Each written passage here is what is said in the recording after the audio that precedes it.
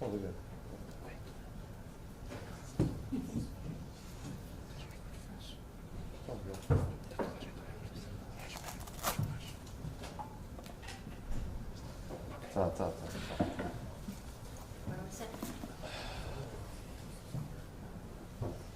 Okay, then thank you very much for being here today for this press conference with the newly elected president of the European Community of the Regions, Vasco Alves Cordeiro.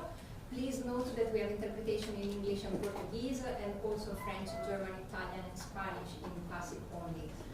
Before opening up the floor to questions, I would like to give the floor first to President Cordeiro for his remarks. Please. Thank you, Monica, and thank you, everyone, for being here today. The election just took place, and it's according to the middle of the mandate, the renewal of the middle of the mandate. And of course, it is in large, the next 2.5 years will be the actions of the Committee of the Regions will be developed within the context that we are living in. And this context could be characterized very simply. We are coming out of the pandemic still with the consequences of economic, social, from the economic and social point of view. We have a war that has consequences directly in Europe, and has consequences also to these levels, political, social, economic. We have a situation where there is a political major challenge concerning the post-conference on the future of Europe, what we do with those conclusions, how we can help put them in practice. So this is very challenging times, and what I try to express during my interventions is there are three main ideas that in the next 2.5 years I think will drive the way my presidency will operate. The first idea, I think this is the time to defend and to express the importance of a stronger and fairer Europe for all. And this is not only relates with this common challenges that sometimes people are used for us to listen. No, but this is also about, for example, a stronger Europe concerning the internal democracy of the European process, making people more participants, more informed, making European institutions more accountable to people. That's the way to reinforce this Europe. That's the way to reinforce this democracy.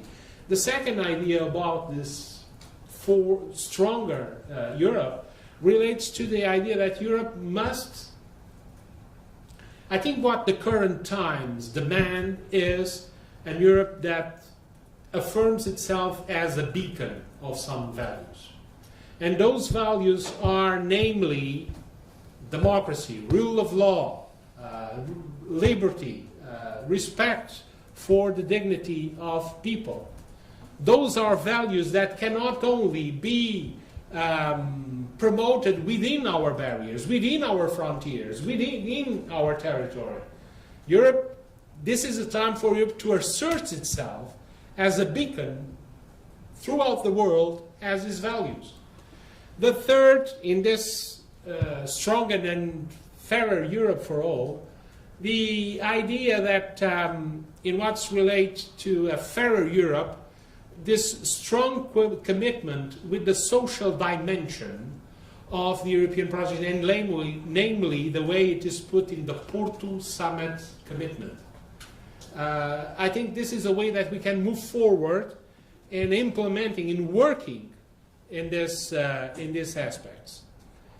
But finally, the fairer meaning also relates to the idea that, of course, we have some issues that traditionally are very important and relates with this idea of fairness.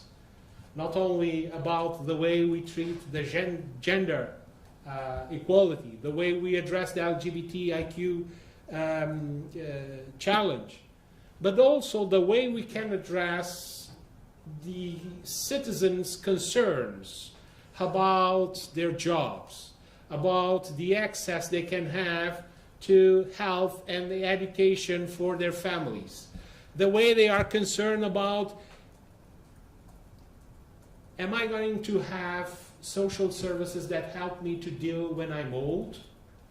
So Europe must also be fair, addressing these concerns, addressing these worries about the situation of our communities. At the same time, of course, it addresses the concerns of all these issues we have already mentioned. The second idea that I think the mandate will try to implement is I wouldn't mention the concern, but the challenge about cohesion policy. My belief is that cohesion policy connects to the very core, to the very essence of the European ideal. Because the fundamental idea of cohesion policy is create the conditions to leave no people behind, no region behind, no village, town behind. But I think we are all aware that cohesion policy faces several challenges. First of them is to be considered sometimes as an amount of money where you can pick up money to serve other priorities. So what this demands from my point of view is, first, the best way to defend cohesion policy is not related with European institutions. It is related with villages, regions, and cities across Europe. What I mean by that is the best way to defend it, one of the best ways, is to use it right, to use it wisely, to demonstrate in practice that it works and it can make the difference. But of course, after that, comes another dimension, the dimension to defend from the European institutions, that this policy connects, as I told you, with the very essence of the European project.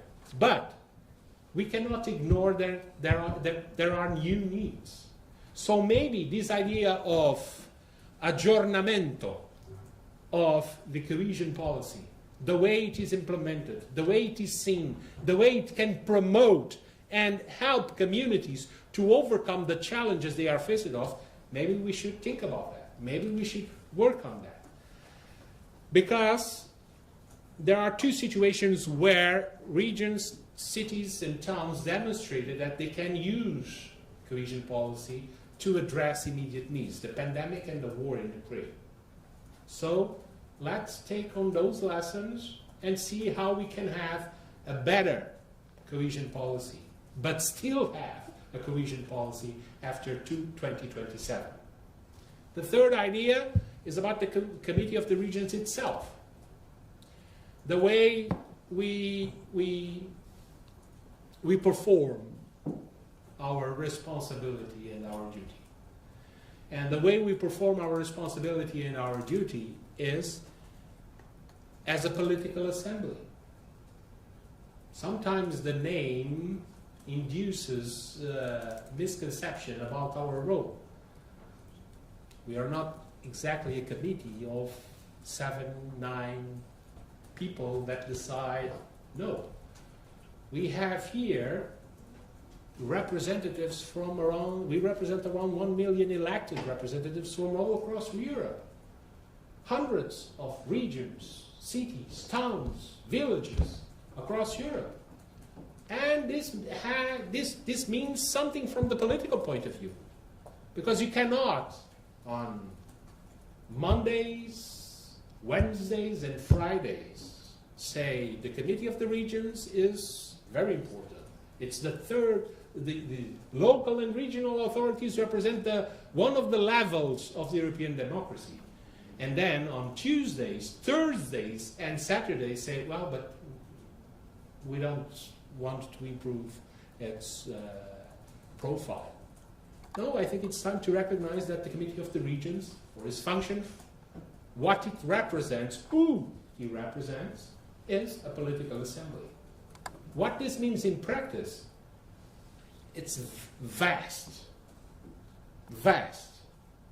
And I agree when some people say, well, but that position obliges also makes that the committee itself has probably to make some changes. That's correct. That's correct.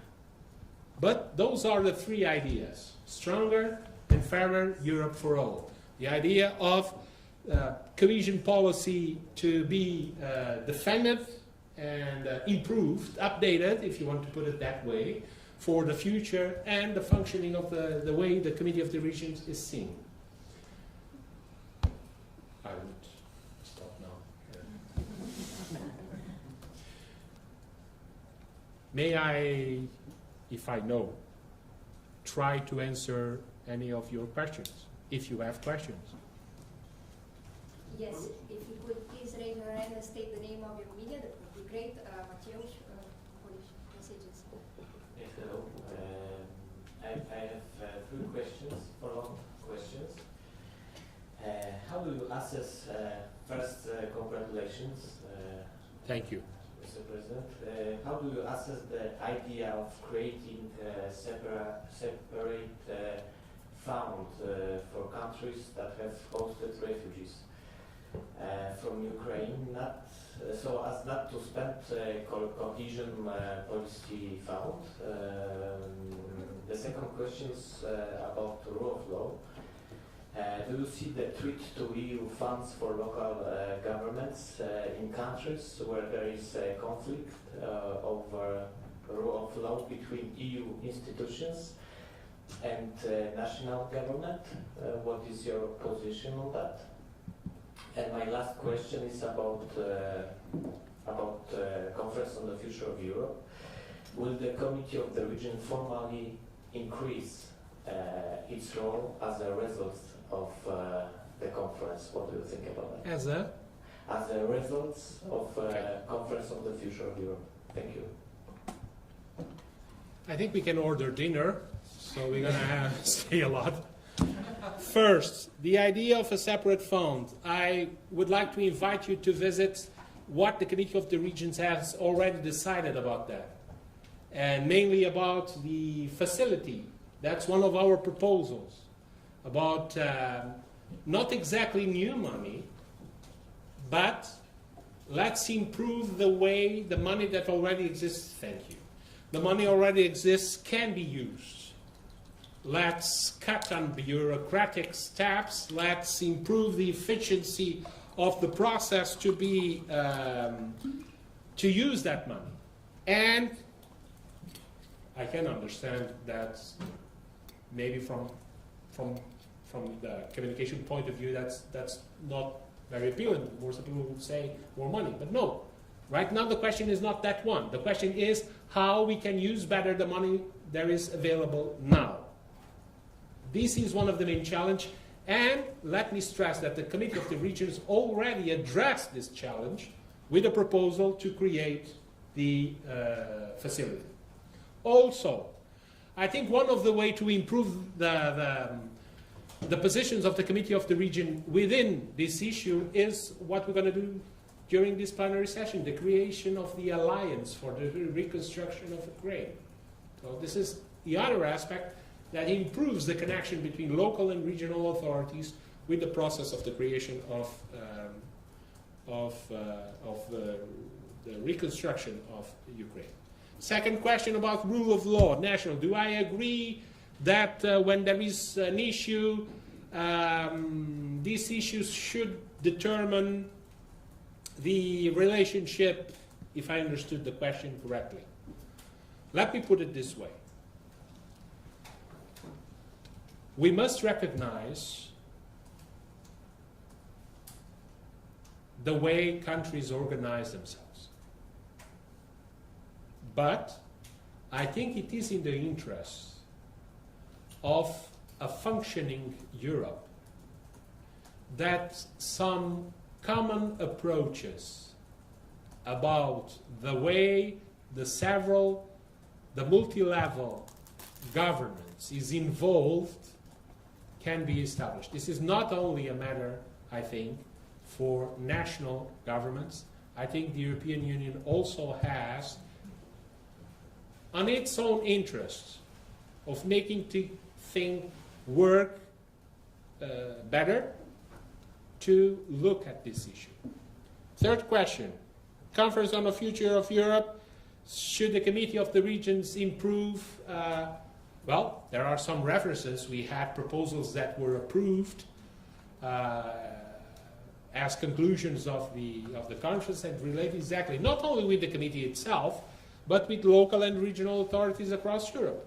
So I would put it not only in the committee perspective, about the role as it is, and I've mentioned that before, about the third vector, let me put it this way, of the presidency, but also from the perspective of local and regional authorities across Europe. And this connects with the second question what you've asked.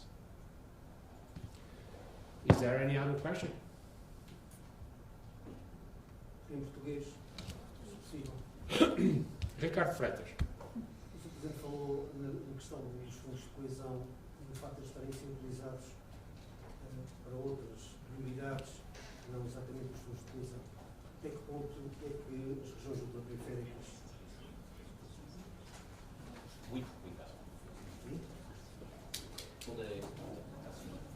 A questão é saber até que ponto é que as regiões ultraperiféricas, no caso concreto também dos Açores e da Madeira, poderão ser prejudicadas com esta definição de investimento para outros setores. Em português, right? Eu acho é que a questão é colocada um bocadinho antes. Eu acho é que a questão é colocada um bocadinho antes. Ou seja, antes de chegarmos a essa questão do quantitativo, coloca-se a questão daquilo que pode ou deve ser a política de coesão no futuro. E nós estamos a falar, sobretudo, daquilo que ela pode ou deve ser no próximo quadro financeiro plurianual, no Multi-Annual Financial Framework depois de 2027. E aquilo que defendo é que é a altura de olhar para a política de coesão, é a altura de considerarmos a política de coesão como uma política que serve múltiplos interesses e que é importante, e tem-no demonstrado, não apenas naquela que é a sua natureza de instrumento para financiamento de investimentos de longo prazo, de alterações estruturais, como também para acudir a situações de emergência. A política de coesão tem estado à altura dessa resposta e a prová-lo está a utilização que... A prová-lo, em primeiro lugar, está a percepção, desde logo da Comissária Elisa Ferreira, quanto a este potencial que a política de coesão apresenta. E, em segundo lugar, está a forma como as cidades, as regiões e as vilas de toda a Europa têm utilizado, sobretudo aquelas mais próximas da zona de conflito, agora na guerra com a Ucrânia e no caso da pandemia, podem e tiveram a possibilidade de utilizar essa via. A questão da ultraperiferia é uma questão que, embora relacionada, não esgota essa problemática. Porque a verdade é essa. As regiões ultraperiféricas beneficiam naturalmente de fundos estruturais, como também poderão beneficiar, e têm beneficiado, os Açores é um desses exemplos, daquilo que é a afetação de recursos para acudir a essas situações. A dúvida que eu coloco e o problema que eu coloco, ou melhor, não é bem o problema, o desafio que eu coloco é outro, que é a assunção plena, não apenas do património histórico que a política de coesão tem quanto à componente estrutural, mas até que ponto que não é a altura de pensarmos no potencial que a política de coesão apresenta para abordar outras situações mais imediatas, digamos assim. A pandemia e a guerra na Ucrânia vieram chamar a atenção para esse aspecto, ou melhor, vieram evidenciar esse aspecto. Agora, há uma necessidade que me parece evidente, e com isso concluo a resposta, que é a necessidade, primeiro, de se defender a política de coesão, cerrar fileiras em torno da política de coesão e, em segundo lugar, de compreender que ela própria também tem que se adaptar aos tempos que vivemos. Yeah, this Kuzanov, total introduction. As a new president of the European Community region, and coming from the southern country, southern east country, do you see any specific alliance or battle that you could join cities and regions from the southern Europe in your mandate? Do you see a common goals with Italians, for example? Well, let me answer this. I think if we can, let me separate things. First, the fact that the Committee of the Regions choose a person, a member coming from an outermost region, from an island, I think this speaks a lot about the way the committee itself understands its role and the way it can make regions, wherever they are located, participate in this process in equal circumstances. And this is very, very important. Secondly, I think that defending what are the battles that we are facing right now, and I've just mentioned 3 of those aspects, about a Europe better prepared. The idea of stronger and fairer Europe means that. Better prepared to face the current situation we have. Economic, political, social consequences, not only still of the pandemic, but also from the war in Ukraine, everything that comes with that, price increases, income issues, inflation issues, all that. The way we address this common challenge is also a way to help everybody in Europe, not only southern countries, northern countries, no, everybody in Europe.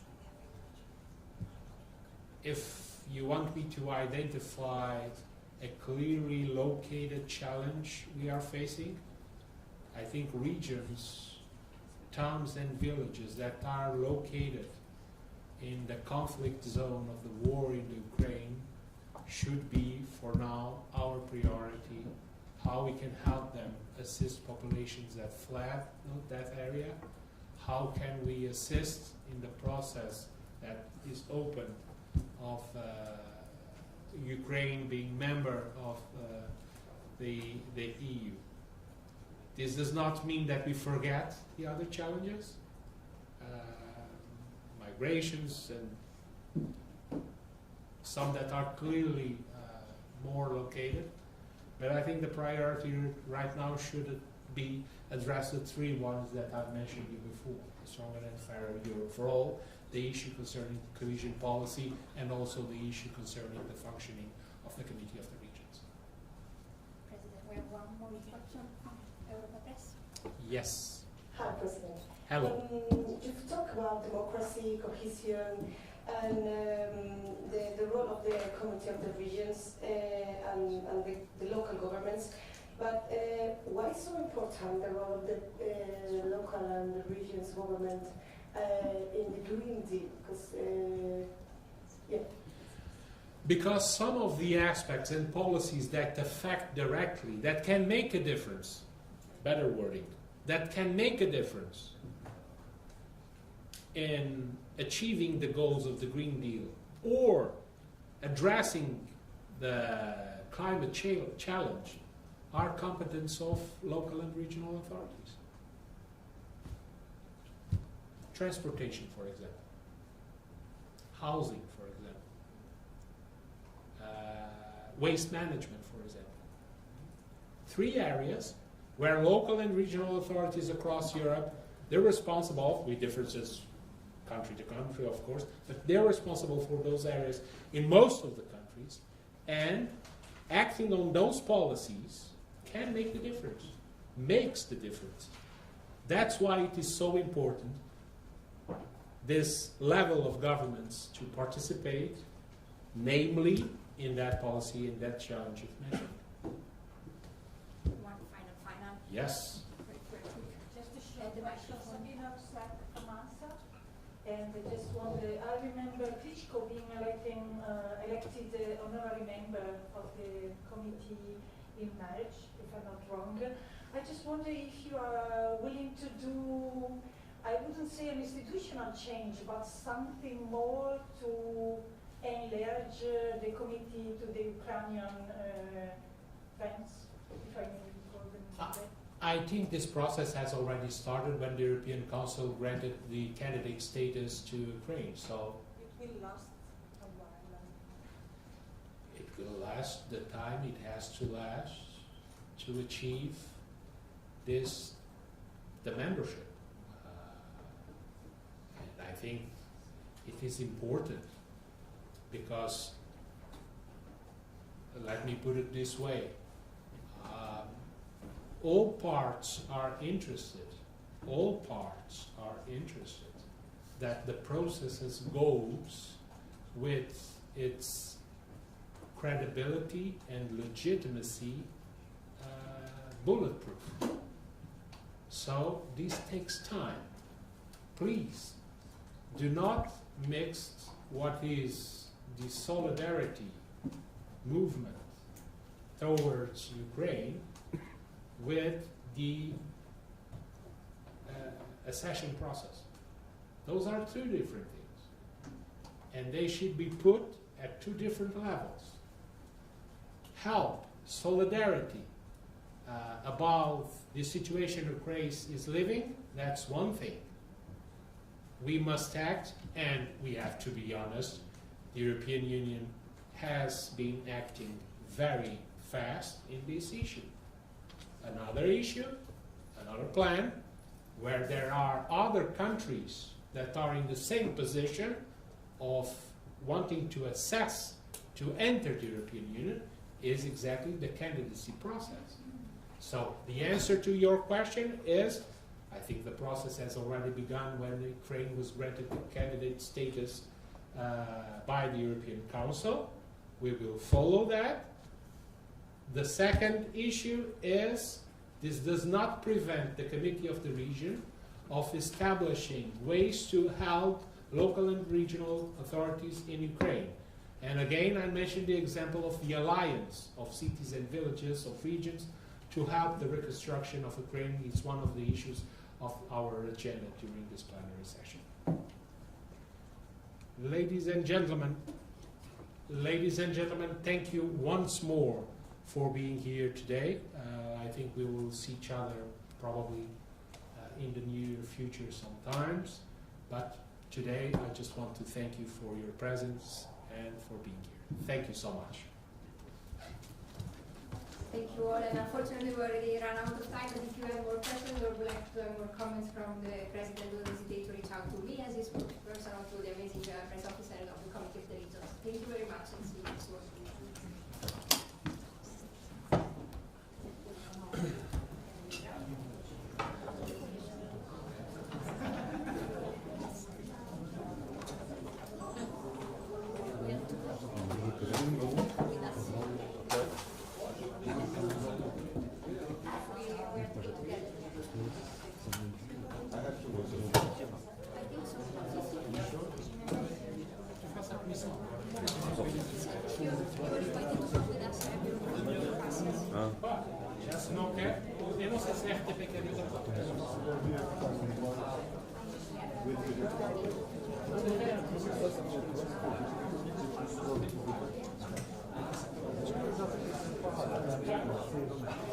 you.